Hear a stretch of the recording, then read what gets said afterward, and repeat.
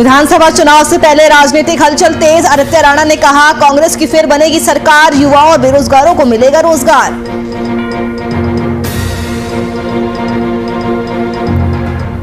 Police कर्मियों का विरोध प्रदर्शन जारी। पुलिस कर्मियों के परिजन ग्रेड पे की मांग पर अड़े। प्रदेश के पुलिस महकमे में मचा हड़कंप।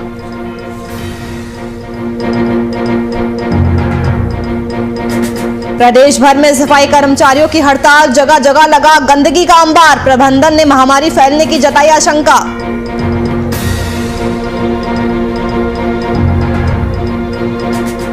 उत्तराखंड के 4 जिलों में बारिश की संभावना। लगातार हो रही बारिश ने लिया रौद्र रूप। जिलों में येलो अलर्ट किया गया जारी।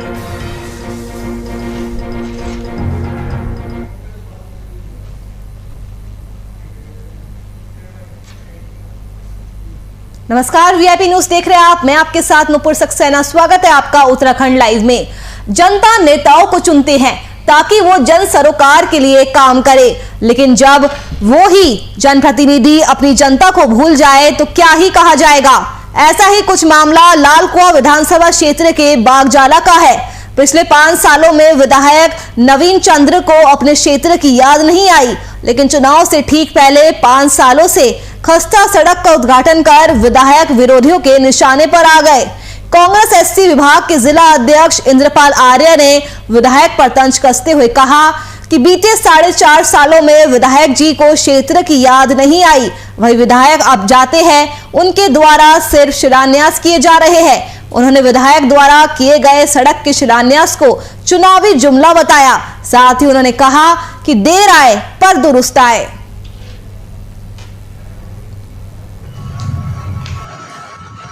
आज कांग्रेस पार्टी ने जो मुझे प्रदेश प्रवक्ता का पद दिया है, मैं उसको पूरी निष्ठा से निभाऊंगी और पूर्ण विश्वास दिलाना चाहती हूं अपने शीर्ष नेतृत्व को कि जिस तरीके से आपने मुझे दायित्व सौंपा है, तो 2022 हमारा नज़दीक है, चुनाव आने वाले हैं और इस 2022 के चुनाव में उत्तराखंड में कांग्रेस की सरकार बनेगी। इसके लिए मैं अपने शीर्ष नेतृत्व को पूर्ण विश्वास दिलाना चाहती हूँ और जो दायित्व मुझे दिया गया है मैं उसको पूरी निष्ठा से निभाऊंगी और कांग्रेस की जितनी भी हमारी विचारधारा है उसको जन जन तक पहुँचाने का काम हम करेंगे।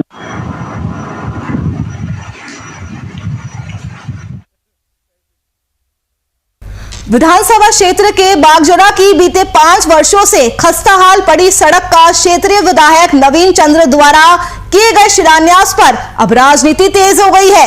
यहां कांग्रेस एससी विभाग के जिला अध्यक्ष इंद्रपाल आर्य ने क्षेत्रीय विधायक पर तंज कसा और कहा कि बीते 4.5 साल में विधायक जी को क्षेत्र की याद नहीं आई। वही अब जाते जाते उनके द्वारा सिर्फ शिलान्यास किए जा रहे हैं। उन्होंने विधायक द्वारा किए गए सड़क के शिलान्यास को चुनावी जुमला बताया। यहां अपने आवास पर आयोजित प्रेस कॉन्फ्रेंस में कांग्रेस एससी विभाग के जिला अध्यक्ष इंद्रपाल आर्य ने बागवाला क्षेत्र की बीते 5 सालों से खस्ता सड़क का विधायक द्वारा किए शिलान्यास पर तंज कसा और कहा कि बागजाला वासी सड़क निर्माण की मांग बीते लंबे समय से करते आ रहे थे। उन्होंने कहा कि ये सड़क लगभग आधा दर्जन गांव की लाइफलाइन मानी जाती है, जो पिछले 5 साल से खस्ता हाल पड़ी है। सड़क पर बड़े बड़े गड्ढे हो गए हैं, लोगों का चलना मुश्किल हो गया। आए दिन सड़क पर हादसे होते रहते हैं, जिसको लेकर कई बार गांव वाले शासन प्रशासन से गुहार भी लगा चुके हैं, लेकिन कोई कार्रवाई नहीं हुई। वही क्षेत्रीय विधायक को बीते 4.5 साल में अब सड़क निर्माण की याद आई है, लेकिन उन्होंने आगे ये कहा कि चलो देर आए दुरुस्त आए। उन्होंने विधायक द्वारा किए सड़क के उद्घाटन को चुनावी जुमला भी बताया। इसके साथ ही उन्होंने कहा कि क्षेत्रीय विधायक द्वारा चुनावी घोषणा पत्र में विजयपुर और नकेल गांव में पुल निर्माण की घोषणा की थी, लेकिन आज तक इन गांव में पुल का निर्माण नहीं हो सका है, जिसके चलते बरसात के दिनों में लोगों को भारी परेशानी का सामना करना पड़ रहा है। उन्होंने आगे कहा कि बरसात के समय में गांव में पानी भर जाता है, जिसके चलते लोग घरों में कैद होने को मजबूर होते हैं। उन्होंने विकास के मामले में बीजेपी सरकार को पूरी तरह फेल बताते हुए कहा कि आगामी 2022 के चुनाव में कांग्रेस सत्ता में वापसी करेगी और क्षेत्र में रुके विकास कार्यों को पूरा करेगी।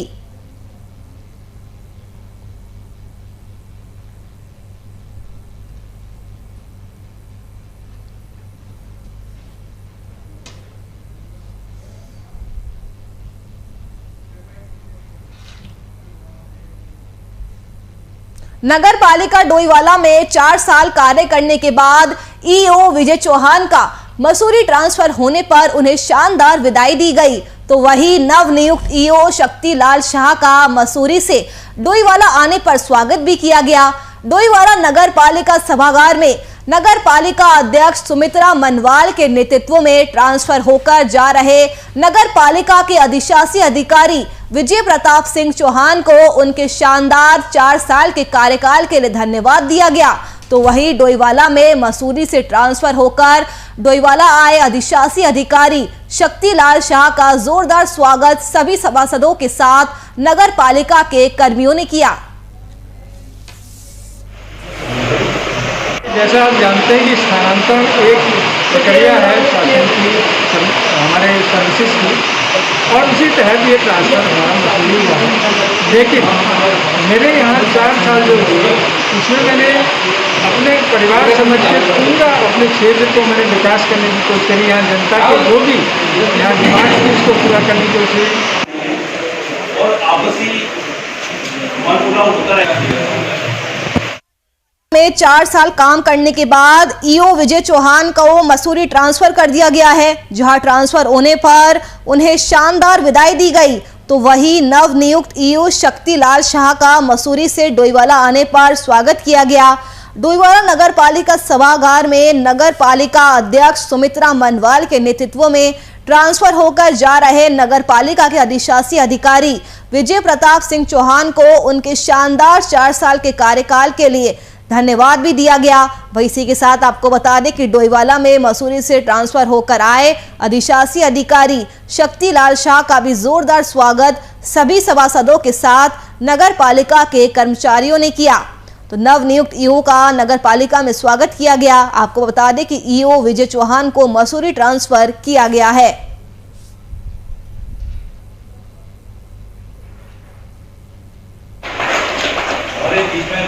आशा है कि उस क्षेत्र का भी इसी तरह विकास होगा और हमारे जो नए आज सुबह में एक अजीब स्थिति पैदा हो गई है। धरना प्रदर्शन पर नियंत्रण करने वाली पुलिस कर्मियों के परिजन ही धरने प्रदर्शन करने के लिए मजबूर हो गए हैं। दरअसल कई महीनों से पुलिस कर्मियों के लंबित ग्रेड पे के मामले को लेकर पुलिस के आला अधिकारियों ने जवानों से संयम बरतने को कहा है। वैसे ऐसे बहुत कम देखने को मिला है जब पुलिस के परिजन अपनी शिकायत दर्ज कराने को धरना प्रदर्शन पर उतरने की तैयारी कर रहे हो। आज पुलिस कर्मियों के परिजन पूरे प्रदेश में ग्रेड पे की मांग को लेकर प्रदर्शन पर अड़े हुए हैं। पुलिस कर्मियों के परिजनों की इस चेतावनी से प्रदेश के पुलिस महकमे में हड़कंप मचा हुआ है। सूबे के डीजीपी अशोक कुमार कई बार ये कह चुके हैं कि सरकार ग्रेड पे के मामले पर गंभीर है और इसके लिए एक समिति भी सरकार ने बनाई है। ये अभी कोई आंदोलन नहीं है, ये रिक्वेस्ट है सरकार से, क्योंकि ये कोई वो नहीं है कि कोई नाजायज मांगे या जायज मांगे। 4600 पहले से चलता आ रहा है ग्रेड पर, अभी की बात नहीं, 97-58 तक 4600 है। 2001 से बंद क्यों? क्या बात है, मतलब 2001 वाले नौकरी नहीं करते? 2001 से हमें 4600 लास्ट 2012 तक चाहिए, सबकी मांगे हैं और ये एक मिलने का हक है, ये वो भी नहीं है कोई नाजायज मांगनी है और ये मिलनी भी चाहिए, ये आंदोलन नहीं है। में की गई कटौती का मामला अब चरम पर पहुंच गया है। पूर्व घोषित कार्यक्रम के तहत राजधानी देहरादून और रुद्रपुर में पुलिस कर्मियों के परिजन उन्होंने रविवार को धरना दिया। उनकी मांग है कि पहले की तरह 4600 रुपए ग्रेड पे दिया जाए। आपको बता दें कि रुद्रपुर में भी इस दौरान धरना प्रदर्शन किया गया, जिसमें विधायक राजकुमार ठुकराल भी धरने को समर्थन देने के लिए धरना स्थल पर पहुंचे। आपको बता दें कि कुछ समय पहले पुलिस कर्मियों के ग्रेड पे में भारी कटौती का आदेश मुख्यालय से जारी कर दिया गया था और तभी से ही पुलिस कर्मियों के परिजन ग्रेड पे में कटौती का विरोध कर रहे हैं। वहीं पुलिस कर्मियों को मनाने के लिए शनिवार देर शाम डीजीपी अशोक कुमार ने अपने फेसबुक पेज पर पोस्ट किया कि प्रिय साथियों, प्रदेश पुलिस का मुखिया होने के नाते मैं आप लोगों की ग्रेड पे से संबंधित समस्या से भली भांति वाकिफ हूँ और सुलझाने के लिए सरकार एवं शासन की ओर से पूरी कोशिश की जा रही है। 27 तारीख को कैबिनेट सब कमेटी की मीटिंग है। तो धरना प्रदर्शन पर नियंत्रण करने वाली पुलिस कर्मियों के परिजन ही अब धरना प्रदर्शन करने के लिए मजबूर हैं। बता दें कि कई महीनों से पुलिस कर्मियों के लंबित ग्रेड पे के मामले को लेकर पुलिस के आला अधिकारियों ने जवानों से संयम बरतने को कहा है। वैसा ऐसा कम ही देखने को मिलता है जब पुलिस के परिजन अपनी शिकायत दर्ज कराने के लिए धरना प्रदर्शन पर उतर जाए। आज पुलिस कर्मियों के परिजन पूरे प्रदेश में ग्रेड पे की मांग को लेकर प्रदर्शन पर अड़ गए हैं। वहीं पुलिस कर्मियों के परिजनों की चेतावनी से प्रदेश के पुलिस महकमे में भी हड़कंप मच गया है। सूबे के डीजीपी अशोक कुमार कई बार ये कह चुके हैं कि सरकार ग्रेड पे के मामले पर गंभीर है और इसके लिए एक समिति भी सरकार की तरफ से बनाई गई है। तो पुलिस कर्मियों का विरोध प्रदर्शन लगातार जारी है। पुलिस कर्मी के परिजन लगातार ग्रेड पे की मांग पर अड़े हुए हैं। जो ग्रेड पे में कटौती की गई है, लगातार पुलिस कर्मियों के परिजन उसका विरोध कर रहे हैं।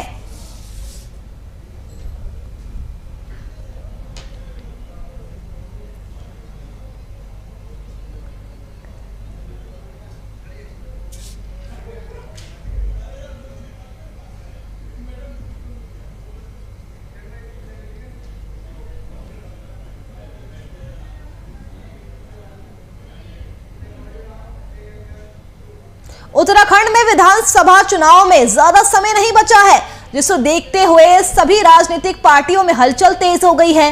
बीजेपी में राजनीतिक घमासान के बाद तीरथ सिंह रावत की जगह पुष्कर सिंह धामी को मुख्यमंत्री बनाया गया। पूर्व मुख्यमंत्री हरीश रावत को चुनाव प्रचार समिति का अध्यक्ष, गणेश गोदियाल को कांग्रेस प्रदेश अध्यक्ष और प्रीतम सिंह को नेता प्रतिपक्ष बनाकर कांग्रेस को मजबूत बनाने की कोशिश की गई है। पूर्व राज्य मंत्री आदित्य राणा ने कहा कि उत्तराखंड की जनता को हरीश रावत से गहरा लगाव है। इस बार उत्तराखंड में कांग्रेस की सरकार बनेगी और युवाओं और बेरोजगारों को रोजगार मिलेगा। साथ ही उन्होंने आगे कहा कि विधानसभा चुनाव में कांग्रेस को 50 से ज्यादा सीटों पर जीत मिलेगी।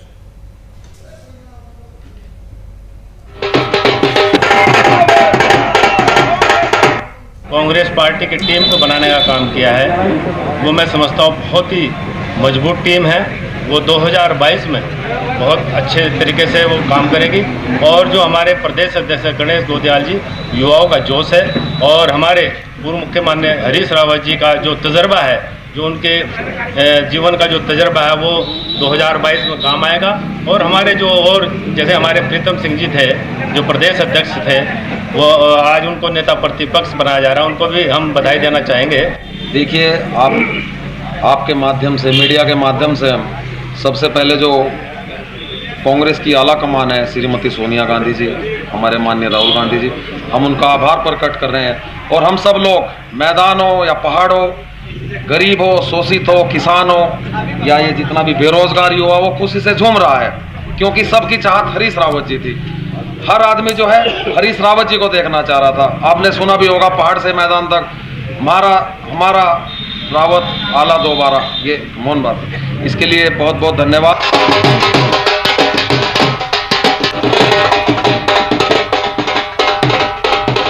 तो उत्तराखंड में अगले साल की शुरुआत में विधानसभा चुनाव है। 6 से 7 महीने का समय बचा है, जिसे देखते हुए सभी राजनीतिक पार्टियों में हलचल तेज हो गई है। आपको बता दें कि बीजेपी ने 5 सालों में 3 सीएम दे दिए हैं। तीरथ सिंह रावत की जगह पुष्कर सिंह धामी को मुख्यमंत्री बनाया गया है। वहीं कांग्रेस ने भी अपनी नई टीम की घोषणा कर दी गई है। पूर्व मुख्यमंत्री हरीश रावत को चुनाव प्रचार समिति का अध्यक्ष बनाया गया है। गणेश गोदियाल को कांग्रेस प्रदेश अध्यक्ष, तो वहीं प्रीतम सिंह को नेता प्रतिपक्ष बनाया गया है। कहीं ना कहीं कांग्रेस को मजबूत बनाने की कोशिश की गई है। वहीं इस दौरान पूर्व राज्य मंत्री आदित्य राणा ने कहा कि उत्तराखंड की जनता को हरीश रावत से गहरा लगाव है। इस बार उत्तराखंड में कांग्रेस की सरकार बनेगी, युवाओं और बेरोजगारों को रोजगार मिलेगा। उन्होंने कहा कि विधानसभा चुनाव में कांग्रेस को 50 से ज्यादा सीटों पर जीत मिलेगी। उन्होंने कहा कि कांग्रेस एक मजबूत टीम है, हरीश रावत का तजुर्बा 2022 में काम आएगा। तो विधानसभा चुनाव से पहले राजनीतिक हलचल तेज होती नजर आ रही है। आदित्य राणा ने दावा किया है कि कांग्रेस की एक बार फिर से उत्तराखंड में सरकार बनेगी, 50 से ज्यादा सीटों पर कांग्रेस जीत हासिल करेगी, युवाओं और बेरोजगारों को रोजगार मिलेगा। तो तमाम राजनीतिक पार्टियां अपनी अपनी रणनीति बनाने में तैयार हो गई है। कांग्रेस ने अपनी नई टीम की घोषणा कर दी है। पूर्व मुख्यमंत्री हरीश रावत को चुनाव प्रचार समिति का अध्यक्ष बनाया गया है। गणेश गोदियाल को कांग्रेस प्रदेश अध्यक्ष तो वहीं प्रीतम सिंह को नेता प्रतिपक्ष बनाया गया है। कई समय से बीजेपी कांग्रेस को इस मुद्दे पर घेर रही थी कि कांग्रेस अभी तक अपना नेता प्रतिपक्ष नहीं चुन पाई है, तो वहीं अब ये विवाद भी खत्म हो गया है क्योंकि प्रीतम सिंह को नेता प्रतिपक्ष बना दिया गया है। कांग्रेस को मजबूत बनाने की कहीं ना कहीं कोशिश की गई है। पूर्व राज्य मंत्री आदित्य राणा ने ये दावा किया है कि एक बार फिर से उत्तराखंड में कांग्रेस की सरकार बनेगी। 50 से ज्यादा सीटों पर कांग्रेस जीत हासिल करेगी। युवाओं और बेरोजगारों को रोजगार मिलेगा। तो उत्तराखंड में अगले साल विधानसभा चुनाव है। 6 से 7 महीने का समय बचा है। सियासी हलचल राज्य में तेज होती नजर आ रही है। भाई बीजेपी ने चुनावी साल से पहले अपना मुख्यमंत्री बदल दिया है। पुष्कर सिंह धामी को तीरथ सिंह रावत की जगह मुख्यमंत्री बनाया गया है। तो भाई कांग्रेस ने भी अपनी नई सेना का ऐलान कर दिया है। पूर्व मुख्यमंत्री हरीश रावत को चुनाव प्रचार समिति का अध्यक्ष बनाया गया है। गणेश गोदियाल को कांग्रेस का प्रदेश अध्यक्ष तो वहीं प्रीतम सिंह को नेता प्रतिपक्ष बनाया गया है। आपको बता दें कि कांग्रेस ने एक प्रदेश अध्यक्ष तो वहीं 4 कार्यकारी प्रदेश अध्यक्ष बनाए हैं। पूर्व राज्य मंत्री आदित्य राणा ने दावा किया है कि कांग्रेस की एक बार फिर से उत्तराखंड में सरकार बनेगी। उत्तराखंड की जनता को हरीश रावत से गहरा लगाव है।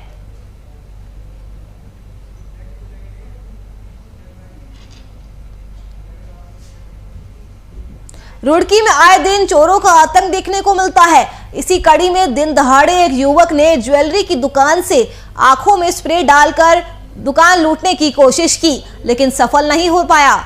लोगों ने चोरों को पकड़कर पुलिस के हवाले कर दिया। ये पूरा मामला दुकान में लगे सीसीटीवी कैमरे में कैद हो गया। चोर सामान देखने के बहाने से दुकान में आए और तभी जेब से स्प्रे निकालकर आंखों में डालने की कोशिश करता है। वही अब पुलिस मामले की छानबीन में जुट गई है।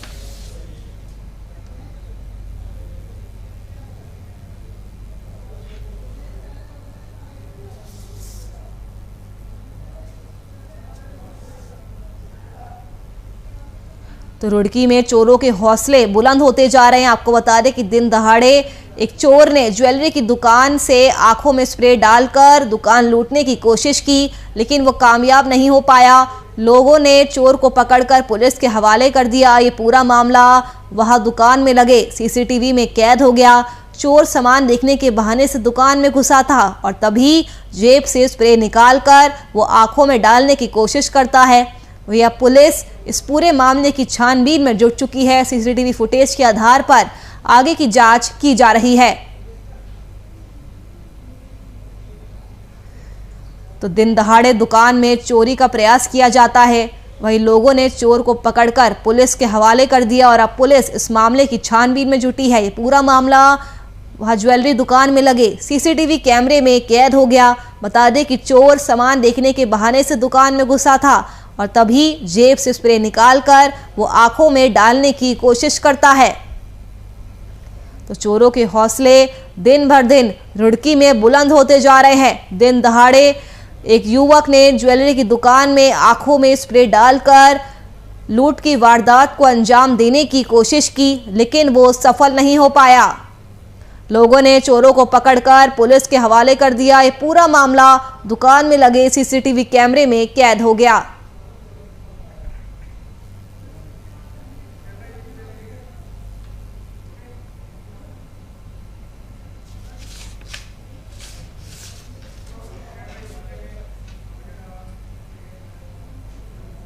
मंत्री सतपाल महाराज ने करोड़ों रुपए की योजनाओं का लोकार्पण और शिलान्यास किया है। आपको बता दें कि पौड़ी गढ़वाल में मंत्री सतपाल महाराज ने 9,27,000 की लागत से सुकोई के तहत पाइपलाइन के विस्तारीकरण की योजना का शिलान्यास किया। इसके साथ 4,30,33,000 की लागत से जिवाई विरगड़ा मोटर रास्ते के डामरीकरण का लोकार्पण भी किया।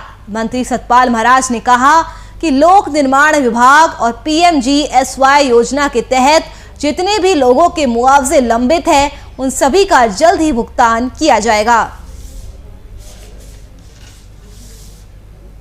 लोगों के हमें उनके पत्र प्राप्त हुए हैं और उनकी भावना हमें अवगत हुई है। उन्होंने स्वागत किया है यहाँ पर, मैं उनको धन्यवाद ज्ञापित करता हूँ।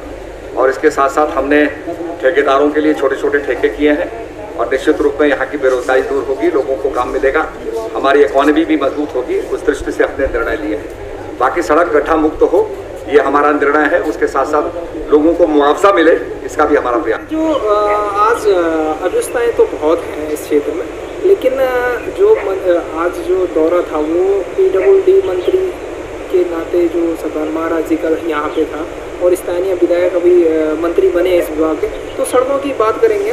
और आज की स्थिति में देखें तो आज तो सड़कें चकाचक थी क्योंकि मंत्री जी आ रहे थे, लेकिन लगभग इस क्षेत्र में जो सड़कें हैं उनका बुरा हाल है, बहुत ज़्यादा। मतलब गड्ढे, आप ये कह सकते हैं, जो कहा जाता है कि रोड पे गड्ढा नहीं है, गड्ढों पे सड़कें हैं। मतलब पूरे जो बेज रोड डिवीजन की हैं, खासकर उनकी बात करें तो गड्ढे ही गड्ढे, आप कहीं भी चले जाएं। लेकिन देखिए, स्थानीय विधायक जो अभी मंत्री बने हैं, तो जाहिर है कि क्षेत्र की उम्मीदें रहेंगी उनसे। कैबिनेट मंत्री सतपाल महाराज ने अपनी विधानसभा क्षेत्र चौबत्ता खाल के लोगों को करोड़ों रुपए की योजनाओं की सौगात दी है। सतपाल महाराज ने शनिवार को 9,27,000 की लागत से सुकोई के तहत पाइपलाइन के विस्तारीकरण की योजना का शिलान्यास किया। इसके साथ ही उन्होंने लगभग 4.5 करोड़ रुपए की लागत से जिवाई विरगड़ा मोटर मार्ग के डामरीकरण का भी शिलान्यास किया है।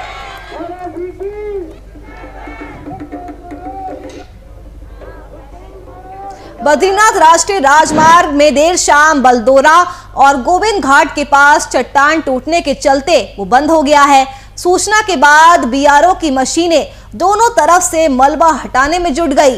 BRO के अधिकारियों का कहना है कि सड़क से मलबा हटाने का कार्य लगातार जारी है, जल्द ही मार्गों को चालू कर दिया जाएगा। वहीं पुलिस का कहना है कि सुरक्षा के लिहाज से दोनों तरफ से यातायात रोक दिया गया है।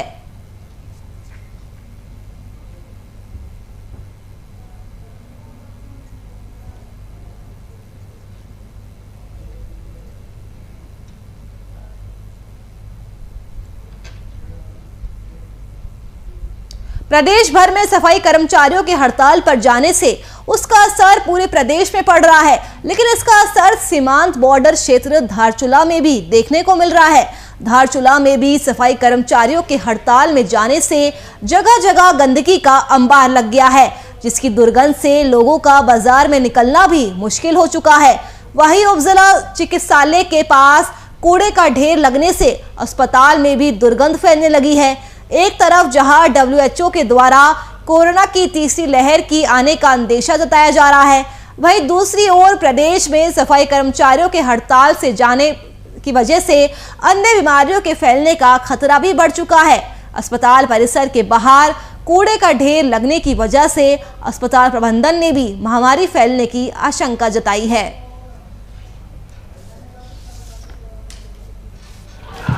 सफाई कर्मचारियों का धारचूला में 7वां दिन है आज आंदोलन का, जिससे धारचूला के पूरे नगर क्षेत्र में कूड़े का अंबार लगा हुआ है।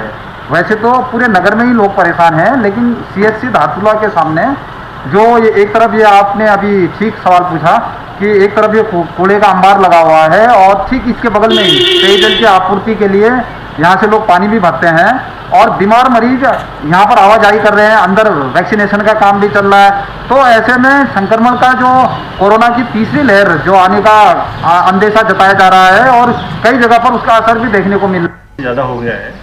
नगर में जो सफाई व्यवस्था के कारण जो सफाई कर्मी हैं जो हड़ताल में चले गए हैं, जिस कारण से नगर में पूरा कूड़ा से पट गया है।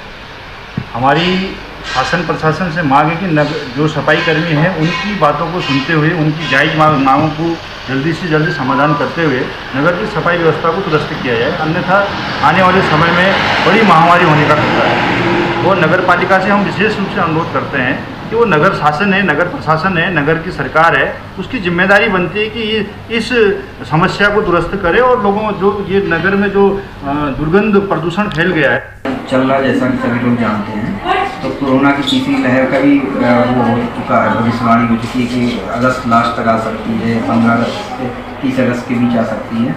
और इस दौरान अगर यहाँ कूड़ा पड़ा होगा तो उसके हिसाब से तो jaundice, typhoid, diarrhoea, allergic disorder, ये तमाम बीमारियाँ और बढ़ेंगी। तो स्वास्थ्य विभाग पहले से कोरोना का लोड है, ये बीमारियों का लोड और बढ़। मौसम विज्ञान केंद्र ने उत्तराखंड के 4 जिलों में भारी बारिश की संभावना जताई। बारिश ने इन दिनों लगातार अपना रौद्र रूप धारण कर रखा है। उत्तराखंड में एक बार फिर मौसम करवट बदलने जा रहा है, जिसके तहत अगले 5 दिनों तक प्रदेश के कई हिस्सों में भारी बारिश होने की संभावना है। मौसम विज्ञान केंद्र ने उत्तराखंड के 4 जिलों में भारी बारिश की संभावना जताई है, जिसके तहत उत्तरकाशी, चमोली और नैनीताल जिले के अलग अलग हिस्सों में भारी बारिश हो सकती है।